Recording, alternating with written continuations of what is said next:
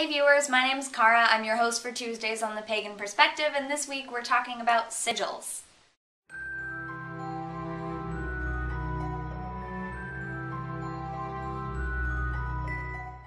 This week's question comes from Jenny Vamp, who was wondering about the use of sigils in paganism and witchcraft, and where it came from, if there's a history of it being used, because they didn't know that it was part of paganism until they started talking to more pagans online. So they said they couldn't find much about it in any of their books, so they didn't really know sort of what it was about, where it came from, what it's used for, and they're just wondering if we use them in our practices and why and how and stuff like that. They also mentioned the show Supernatural and wondered whether people using sigils in their practices now was just inspired by their use on the show. And I have to say I chuckled at that because Supernatural is a fairly recent show. I actually haven't seen anything on it that uses sigils yet. I've only seen very few episodes of it, honestly. But it also reminds me of how, I don't remember where I heard it, but someone was talking about how someone or other thought that the pentacle was just a symbol of the show Supernatural and didn't realize that it actually was a symbol of anything else, really. They just thought it was like, this is a symbol of the show, just like a lot of people thought that triquetra for a while was just a symbol of the show Charmed and didn't know that it symbolized anything else.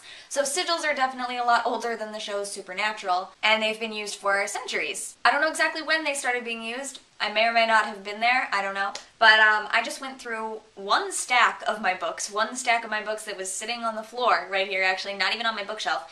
And just in that stack, I found 5 books that mention sigils. Raven Gramassi's Encyclopedia of Wicca and Witchcraft does not have a section about sigils, or at least I didn't find that in the index, which was surprising to me. I thought it would be in there. But here's a few more I'm just going to go through. So the first one was Write Your Own Magic by Richard Webster. Talks briefly about sigils. There's a few little mentions of it, but then this is the section specifically just about sigils. It just says, you've already learned in this book that a sigil is a mystic word inscribed on a talisman. A sigil is also a design created by turning the letters of a name into numbers using numerology, and then creating a design by tracing a line joining each of these numbers. And so you have these magic squares representative of each of the different planets, and they have numbers in the squares. I'm not really familiar with this type of sigil, but I know that the way you use it is whatever the intent is that you're working on. Each planet rules over different types of energy, different types of magic, things that you want to happen. So if you're, for example, doing a spell that you want the power of the sun, you would use the square for the sun and turn your desire, the letters of the statement, into numbers, and then the lines would be drawn between those numbers on the square. There's different examples of that in different books. This book also talks about mystical words, such as the abracadabra talisman, also being known as a sigil. A word that is inscribed on a talisman is a sigil, and then also a symbol that contains the essence of a word is a sigil. So there's a few different meanings of it. The next book is The Goodly Spell Book, and this one has several pages, about 10 pages of sigil magic, how to make sigils, what some common ones are. And so this one says, a sigil is a mystic sign that conveys a central idea. Sigils are artistic depictions or shorthand summations of a status, an issue, or a directive. For example, a smiley face signifies happiness, whereas a frowny face with knit brows signifies worry, sadness, or anger. Sigils pervade the planet, ranging from the recycling symbol on plastic bottles to the skull and crossbones warning of piracy or poison. When a sigil is perpetuated long enough, it can become universally recognizable, such as the no sign of a red circle with a diagonal slash. The peace sign is also an example of a sigil, and then they have a list here of some common sigils, some of which are drawn or written symbols, some of which are symbols, like depictions. So the ankh, a rainbow, a circle, a clover, a crescent, a cross, an egg, the eightfold wheel of the year, flowers, hearts, the hexagram, the infinity symbol, intertwined rings, the inverted pentagram, keys, the ouroboros, an outward palm, the Piscean fish, a spiral, a square, a star, a sun, sword, a triangle, a turtle, an upright pentagram, the Vesica Pisces, vines, a wheel, an X, and the yin-yang are some of those listed here. And then it goes on to describe how to make them. It talks about the numerology and matching up with the different planets. Here's some lists of the magic squares of each planet and the planet's sigil rather. And then there's an example of how to create one with the connecting lines and then putting it into circles to create a seal. and I don't remember if it's this book or another one of these, might be the next one, that mentions that sigils can be found in, probably most notably from the 17th century, the Lesser Key of Solomon. Because where planets have their own sigils, so do angels and demons. And so the Lesser Key of Solomon is sort of this other book, whichever one it is. Oh, it's the last one. So I'll just wait till we get there. Sorry. The next book that I found a mention in is the Encyclopedia of Magic and Alchemy, edited by Rosemary Ellen Guiley.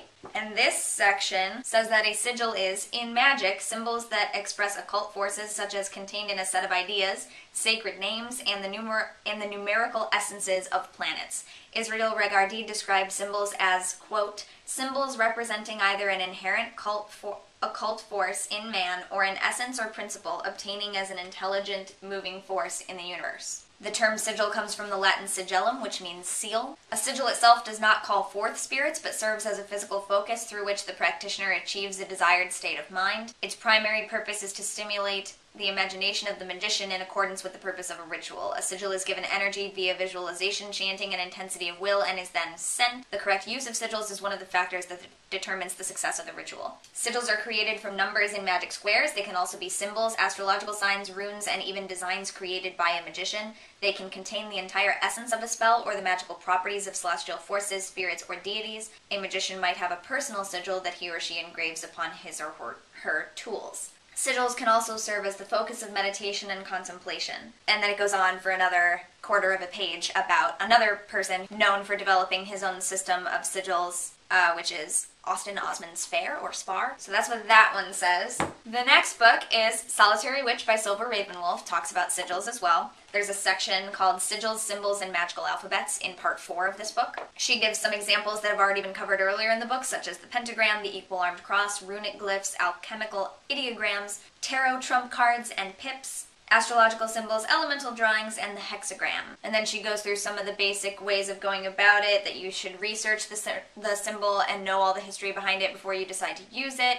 All symbols and sigils require activation in order to work well, so after you create it, it does need to be charged and activated before it'll actually do anything. It's better to make it yourself. And then the final one, she says, symbols or sigils are the keys to the subconscious and are used in magic to assist in creating your desire on the astral/material plane.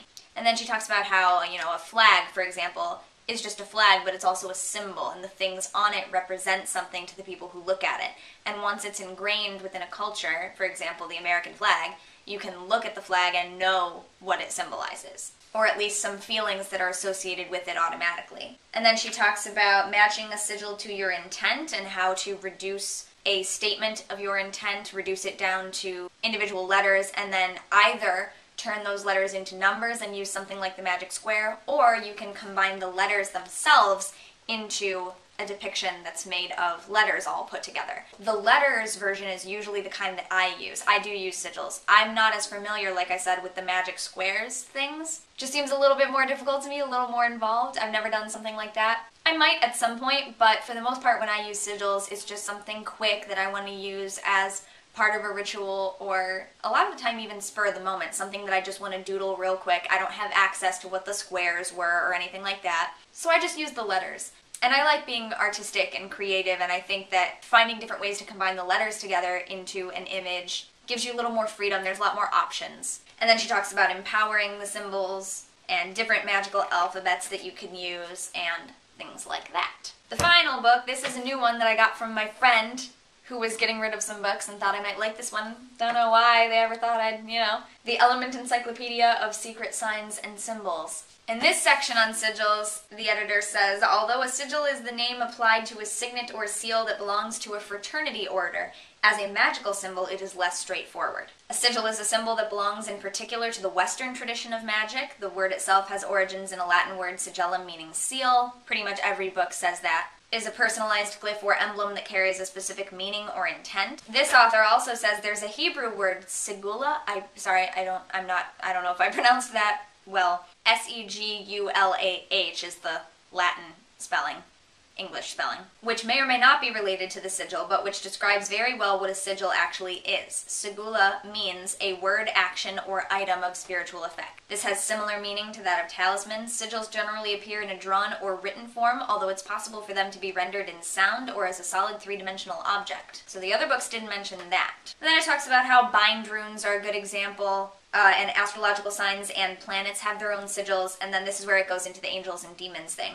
The magicians of medieval times used sigils to call up angels, demons, and other diverse spirits. Each of these entities had its own sigil that represented its essence, a sort of spiritual autograph or signature, so the sigil was a powerful tool in the right hands or the wrong ones. Pages and pages of these signatures appear in grimoires and other magical texts, notably in the Lesser Key of Solomon. This anonymously written 17th century work contains a handy, at-a-glance guide to the personal sigils of the 72 demons of hell. We've done videos on the Lesser Key of Solomon and the 72 demons before. I don't recall if any of us knew a whole lot about it, but there's a little connection if you want to go back and watch what we had to say about that. For the adept, this would be the equivalent of a telephone directory to dial up entities from another dimension. Command of the sigil combined with correct attention to ritual detail gives the conjurer power over the being that he is calling upon. Self-professed adepts Aleister Crowley and Austin Osman Spar famously used sigils in their personal quests of mystical exploration, but the use of sigils is not a thing of the past. Latter-day practitioners of magic also employ them, and the method of doing so is strikingly simple given their purported efficacy. So there's some ideas of some books that mention sigils and what they have to say about them.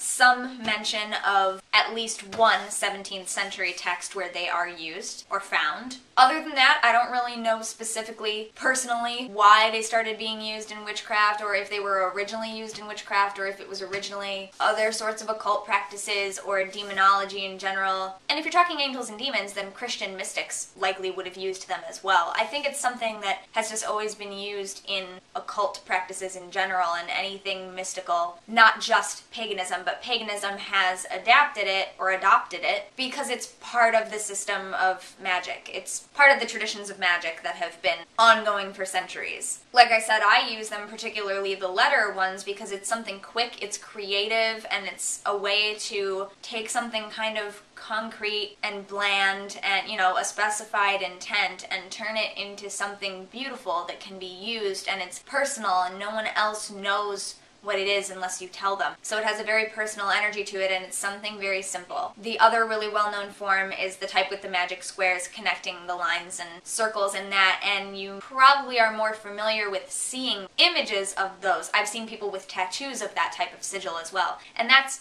really interesting because there's not even letter forms in that. It's completely symbol, it's unreadable, and so that person knows what it is, but unless you go around and match up every square and then figure out what letters it goes with, and then it depends on which square it was, what their intent was, you know, it would be really hard to find out what that meant to them unless they told you. So that person has a very personal connection with what that thing is. So that's a reason that I really like sigils. I don't use them as seals. I've never used them to call on another entity or anything like that. I just mostly use them as intent. And sometimes specifically for prayer, if I'm calling on a specific deity to help me with a certain request, I will do that as a sigil and then use that sigil as part of my prayer to them or offering to them. So yeah, they're really versatile, they have the ability to let you be really creative, and they are steeped in history, although we don't necessarily know all of it, I guess, depending on what you've read or what you're interested in. That'll be my video for this week. Thank you very much for watching, and until next week, don't forget to be awesome, blessed be, and goodbye.